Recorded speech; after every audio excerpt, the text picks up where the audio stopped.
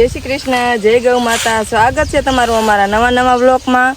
અને અત્યારે આપણે આવી ગયા છીએ, જો અમારું આ બુલેટ ઘાસ છે ને એ સરસ મજાનું પાકી ગયું છે. હવે તો અમે એને વાઢવા માટે આવી ગયા છે. અને અત્યારે અમે બુલેટ ઘાસની નવી ખેતી કરવાની છે ને, તો જો એના માટે વાઢવા આવ્યા છે ને. અમારું જો સરસ મજાનું ઘાસ પાકી ગયું છે, તો આપણે અમે ફરીથી વાવેતર કરવાનું છે. કારણ કે જેથી કરીને માલ માટે છે ને તૂટો ન આવે એ માટે જો વાવવાનું છે ને, તો અત્યારે વાઢવા આવ્યા છે. તો આપણે વાઢી લઈએ.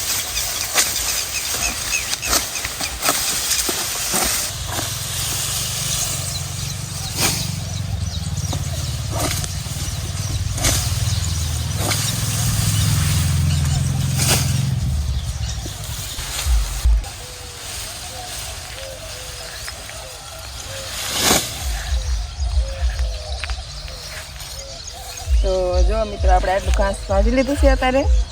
અને સરસ મજાના જો એના કટકા પણ કરી નાખ્યા છે ને. જો આમાંથી નાના કટકા કરવાનું બાકી છે, કારણ કે નાના કરી અને સોંપવાનું છે આજે. અને વાયા જો પીછડા વધશે ને એમને અમારા ગાય માતાને નાખશું. અને આવા કટકા થાય છે એની અમે નવું વાવેતર કરશું. તો આપણે આટલું તો કરી નાખ્યું છે હજુ. આનું હજુ અમે કાપવાનું કામ બાકી છે ને, તો આપણે કાપી લઈએ.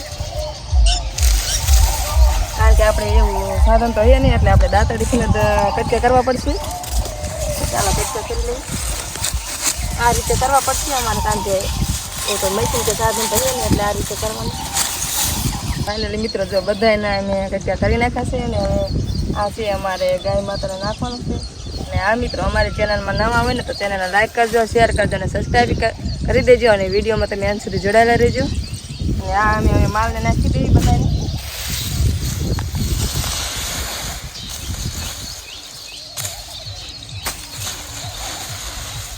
હા, અમારી ગાય માતાને મેં નાખી દઈ બધાને.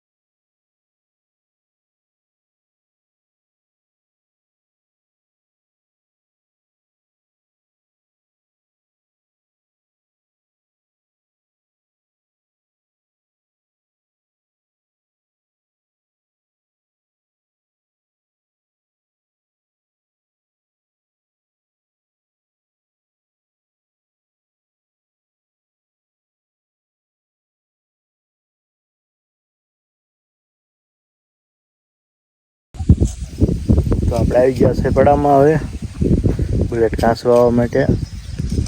જો આ કેરો તૈયાર કર્યો છે. આ એક કેરો હોવે છે અત્યારે.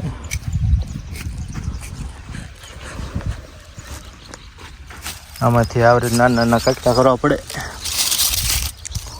એક ગાંઠ અંદર ને બીજી ગાંઠ બહાર, એટલે એક ગાંઠ એ ફૂટ મૂકશે.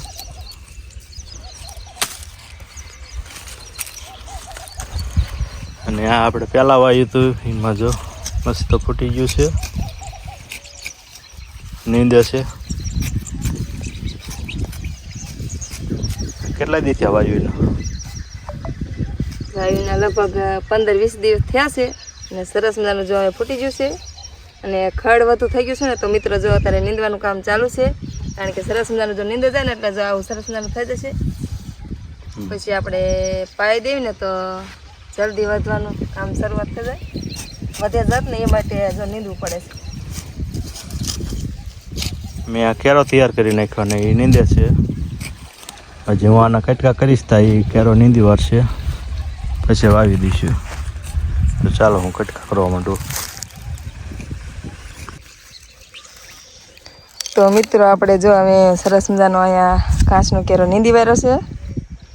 અને આ સરસ મજાનો કેરો અત્યારે બનાવ્યો છે. અને અહીંયા જો કટકા કરે છે, તો અમે થોડાક અમથા બાકી રહેશે, બધા કટકા કરી વાળ્યા છે. પછી અમારે સોંપવાના છે આ કેરામાં. સરસ મજાનો કેરો બનાવ્યો છે ને, એમાં સોંપવાના છે. કટિંગ કામ ચાલુ છે જો નાના નાના કટકા કરવાના પછી આને સોંપવાના.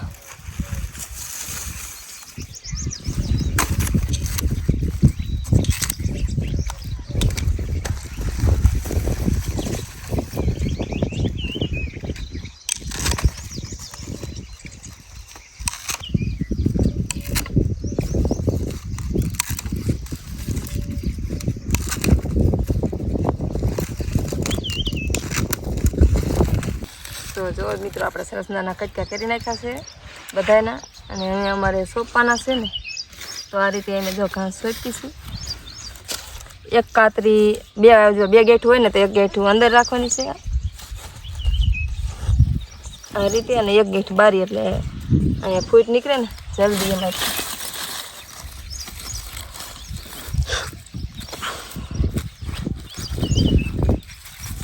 જો આ રીતે પણ કરાય ને આ રીતે ખોળાય પણ આ રીતે વાઢવાનો વાઢ આવે ને તો સરખી રીતે વાઢી ન શીખવી એ માટે હે ને આ રીતે કરીને તો સરખી રીતે વાઢી પણ શીખવી અને સારું ફૂટે.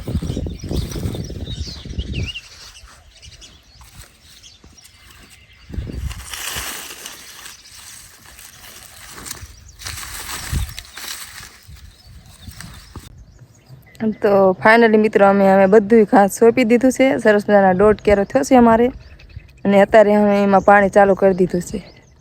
તો પાણી ખોલીને આવ્યા ને અમે ચાલુ કરી દીધું છે પાણી વારવાનું. તો પહેલાં જો બકાલું પાયું સરસ મજાનું.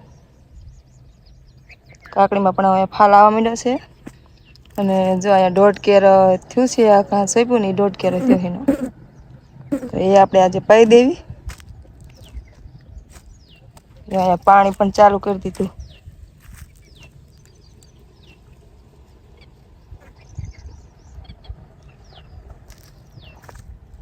કારણ કે અત્યારે ફૂલ તડકો પડે છે ને એટલે સોંપ્યું છે ને તરત ને તરત પાવું પડે છે. જો શિયાળો હોય ને તો એક દિવસ વહી જાય ને તો પણ ચાલે. અત્યારે તો ઉનાળો છે ને એટલે સોંપ્યું છે ને એટલે તરત ને તરત પાવું પડશે ને અત્યારે પછી સાવ કરમાં જાય ને તો સરસ મજાનું ફૂટે નહીં.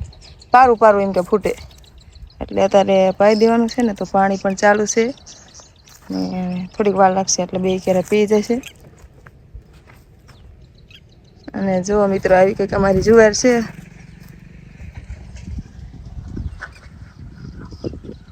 આપણે આ ઘાસની જો પી જાય ને પછી અમારે હવે આ જુવારમાં જવા દેવાનું છે પાણી.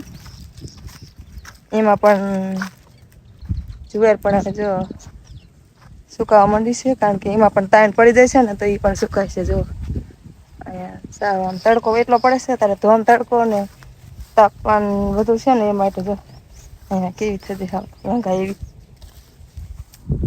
સાવ કરવા માંડી જાવ અને થોડીક જો નાની રજી છે પેલી બાજુ જો મોટી થઈ જશે અહીંયા કારણ કે તાણ ઓછી પડે છે ને એટલે મોટી થઈ જશે ને અહીંયા ઉપર અમારે સીપડું છે ને એટલે કે પથ્થર એ માટે જો અહીંયા નાની રજી છે આ બાજુ નાની છે.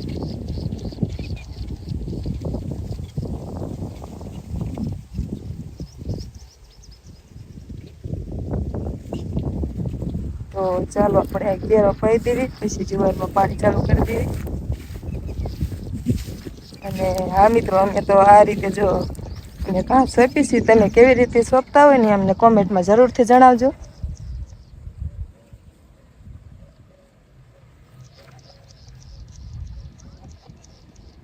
બપોરનું ટાણું તો આપણે બધા માલને પાઈ લીધા છે ને હવે નાખવાની છે નીણ.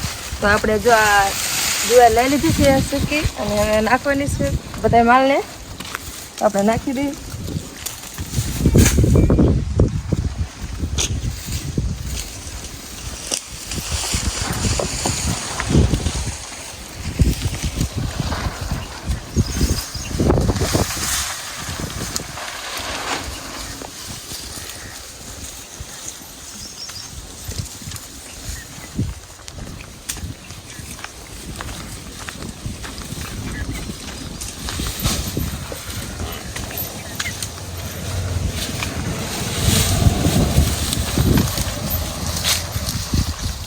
અને જો મિત્રો આ છે અમારી લક્ષ્મી 2 ટાઈમ દૂધ પીવે છે. જો કેવી ઠેકડા મારે છે. હજુ નીર ખાતા નથી શીખવી કારણ કે હજુ 2 ટાઈમ દૂધ જ પીવે છે.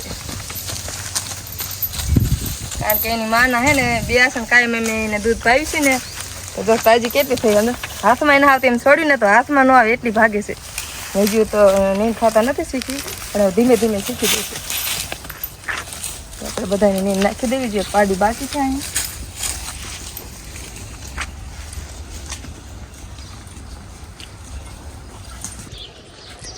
તો જો મિત્રો હવે તો વાગી જશે સાંજના 4:30. આપણે બધા માલને પાવાના હતા ને તો પાડીને ને ભેંસને એને પાઈ લીધા છે અને હવે ગાય એક બાકી રહેશે તો આપણે ગાયને પાઈ અને ફેરવી લેવી અમે કારણ કે સાંજે બધાને ફેરવી છે ને પાઈને તો ગાયને પાઈ લેવી પછી અમે ફેરવી લેવી. તો હું લઈ દઈશું ગાયને પાવા માટે અને પાણીનો ટાંકો ભર્યો છે ને ત્યાં. ઓ હે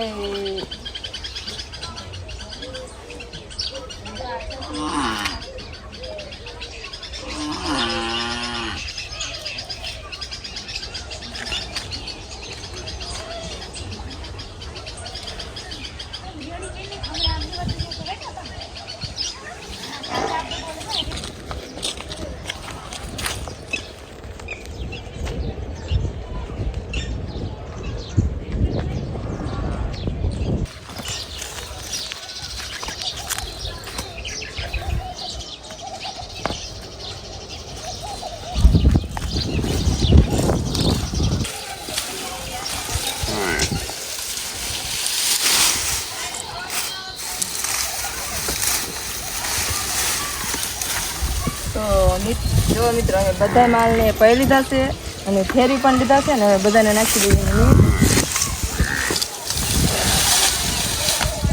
એટલે બધા માલને નીંદ નાખી દેવી ને પછી બધા માલ નીંદ ખાઈ લે ને તો દોવાનો ટેમ પણ થઈ જશે.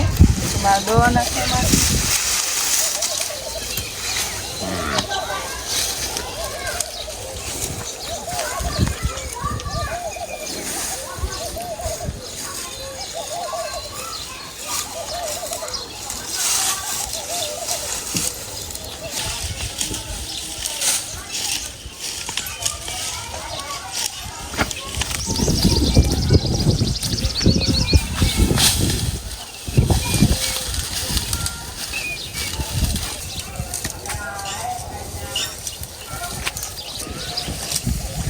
જો મિત્રો આપણે ગાય ભેંસોને નીંદ નાખી દીધી છે અને અમે અમારો વિડીયો અહીંયા પૂરો કરશું. મળીએ એક નવા વ્લોગ સાથે. જય ગૌ માતા.